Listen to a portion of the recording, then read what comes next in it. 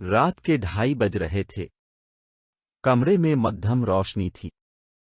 عزیز التی التی مار کر آنکھیں بند کر کے اونچی اونچی آواز میں کچھ پڑھ رہا تھا۔ اچانک اس کمرے کا دروازہ کھلا۔ اس کے والد غصے میں بھرے کمرے میں داخل ہوئے اور لائٹ جلاتے ہوئے غصے سے بولے، نہ تم خود سوتے ہو، نہ دوسروں کو سونے دیتے ہو۔ محلے والے الگ شکایت کرتے ہیں کہ یہ کون ہے جو رات کو اجنبی زبان میں بولتا رہتا ہے۔ آخر عامل بننے کا بھوت تمیری سر سے کب اترے گا؟ ابا جی، لوگوں کی یہ مجال کہ میرے متعلق باتیں کریں، میں ان کے منہ بند کر دوں گا۔ عزیز آنکھیں نکالتے ہوئے بولا۔ اس کے ابا بولے، بیٹا دیکھ یہ عامل بننے کے خواب دیکھنا چھوڑو اور سیدھی سادی آسان زندگی گزارو۔ وہ بولا، ابا جی، ان تو منزل میرے سامنے کھڑی ہے، بس آخری چلوا باقی ہے۔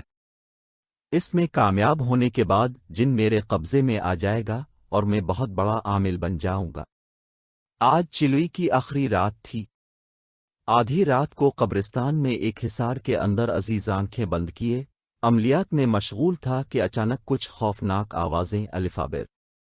ان آوازوں میں رفتہ رفتہ تیزی آئی گئی، جس سے ماحول مزید خوفناک ہو گیا۔ ان آوازوں سے اس کے بدن میں کچھ جھرجھری سی ہوئی، مگر اس نے آنکھیں نہیں کھولیں۔ آوازیں کچھ مدھم سی ہونے لگیں تو اس نے آہستہ آہستہ آنکھیں کھولی۔ اچانک درجنوں کی تعداد میں خوفناک شکلیں نمودار ہوئیں۔ اس نے فوری اپنے خوف پر قابو پایا۔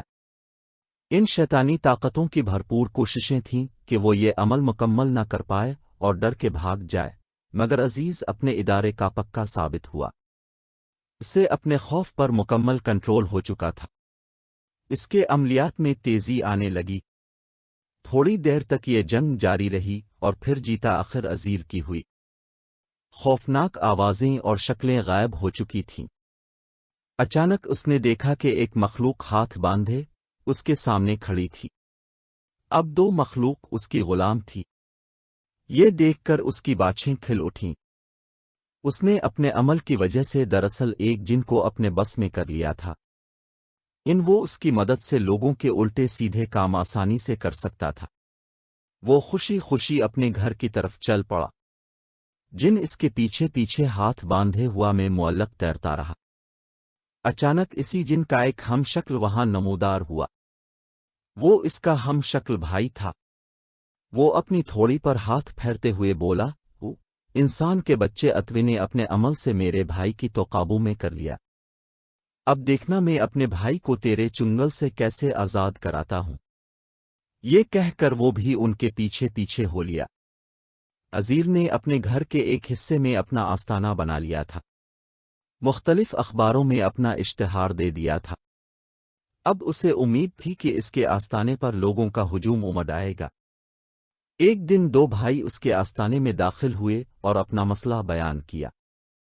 ان میں سے ایک بولا، بابا امیر قد دیکھیں اتنا لمبا ہے کہ اس پر بانس کا گمان ہوتا ہے، اور یہ میرا بھائی اتنا دبلا ہے کہ جیسے کئی دنوں سے فاقوں سے ہو۔ اب تم کیا چاہتے ہو؟ عزیر بولا۔ وہ بولا، اب تو عامل ہیں کچھ اس طرح کریں کہ میرا قد مناسب ہو جائے اور میرا بھائی موٹا ہو جائے۔ عزیر نے کہا، ٹھیک ہے، تمہارے مسئلے کا حل ابھی بتاتا ہوں۔ یہ کہہ کر وہ آنکھیں بند کر کے بیٹھ گیا اور جن کو حاضر کیا، جن کی صرف وہی دیکھ اور سن سکتا تھا۔ حاضر ہونے والا جن اس جن کا ہم شکل بھائی تھا جسے عزیر نے قابو میں کیا تھا۔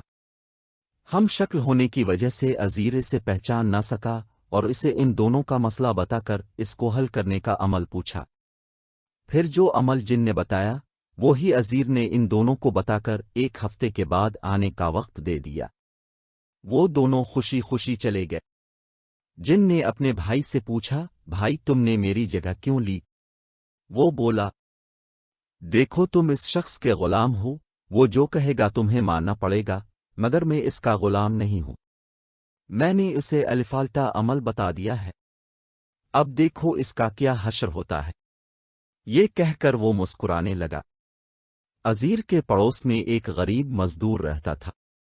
وہ اس کے پاس آیا اور کہا، بیٹا عزیر بولا، جی بولیے، आखिर पड़ोसियों के भी हुकूक होते हैं। मजदूर ने कहा, महंगाई ने कमर तोड़ दी है। मैं अमीर बनना चाहता हूं। मैं चाहता हूं कि मेरे पास बहुत से पैसे आ जाएं और मैं दौलतमंद हो जाऊं। अजीर बोला, अरे बस इतनी सी बात, मैं आपको अभी अमल बताता हूं। जिन बुलाने पर फिर इसी का हम शक्ल भाई हाजिर हवा और इसे अलिफाल्टा अमल बता दिया जो इसने पड़ोसी मजदूर को बता दिया। अभी कुछ ही दिन गुजरे थे कि वो दोनों भाई इसके आस्ताने पर आकर शोर मचाने लगे।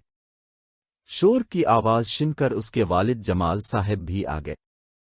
शोर की वजह पूछी तो वो बोले, देखें जनाब, मैंने बाबा से कहा था कि मेरा कद बहुत लंबा है, इसे मुनासिब, और मेरा भाई बहुत दुबला है, इसे मोटा कर दें, मगर ना जाने उन्होंने कैसा अमल बताया कि मेरा कद छोटा होकर 3 फीट का हो गया और मेरा भाई मोटा होने के बजाय बेतहाशा लंबा हो गया और अब तो कमरे में मैं खड़ा भी नहीं हो पाता।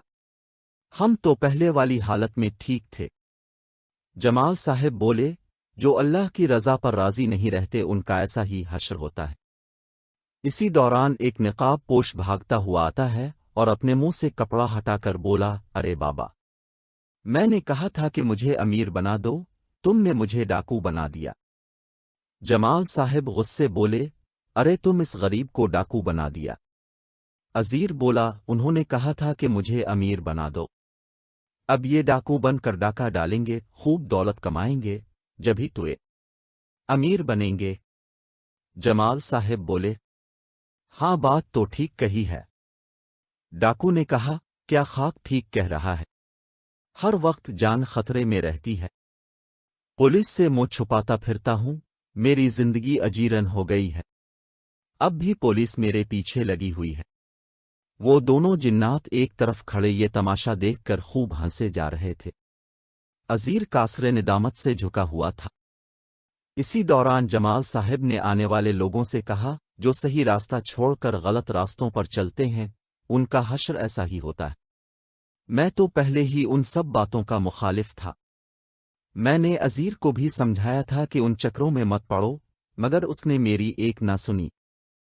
इसी दौरान पुलिस डाकू को ढूंढती हुई उनके घर दाखिल हो गई। डाकू वहां से भागने लगा तो इसी मखलूक ने टांग उड़ाकर इसे गिरा दिया। पुलिस ने इसे पकड़ लिया। जब पुलिस को सारी सूरत हाल का इल्म हुआ तो पुलिस ने अजीर को भी गिरफ्तार कर लिया। जिनके भाई ने अजीर के पास आकर कहा, अब तुम्हें पता चलेगा कि कैद की हालत में जिंदगी कैसी गुजरती है, हमें तो तुमने कैद कर लिया था, अब उसकी सजा भुगतो। मेरे लिए ये बेहतर यह है कि तुम मेरे भाई को आज़ाद कर दो, वरना मैं तुम्हें बर्बाद कर दूंगा। अजीर ने कुछ देर सोचने के बाद जिन को आज़ाद कर दिया। जिन अपने भाई को आज़ाद करा लिया, फिर दोनों अपनी दुनिया में वापस जाने के लिए खुशी खुशी रवाना हो गए। अजीर उन्हें जाता हुआ हसरत भरी निगाहों से देखने लगा।